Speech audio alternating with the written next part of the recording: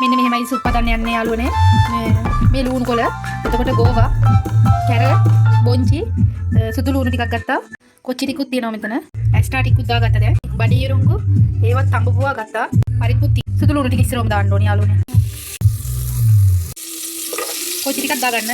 Carrot, බොන්චි ටිකක් දාගන්න.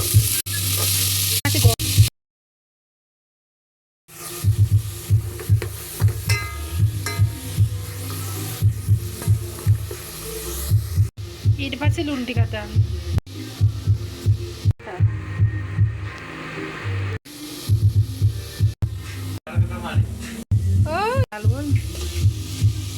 මේක ටික රත් වෙනකල් දාන්න හරියද? මම නම් දානවා. දාලි වල ටුට්ටක් තියෙන මේක.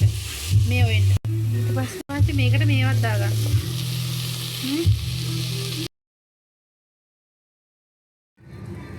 ඊට පස්සේ යාළුවනේ මේකට වතුර දාගන්න ඕන ටිකක් මේව වුණා. ඊට පස්සේ යාළුවනේ මේකේ වතුර එක තියෙනවනේ. වතුර හොඳට අහක් කරන්න මේ. ඊට පස්සේ මෙහෙම කලත්තන්න. හිමීට කලත්තන්න මම මේ තනිය අතින් යාළුවනේ.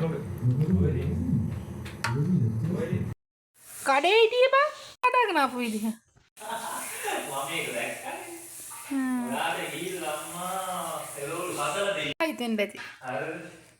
මිනිහෙක් ඉන්නවා මිනිහත් එක්ක නැගිටින්න කියලා ඉවරලා ඉදුණා. පොරට කතා නැහැ දැන්.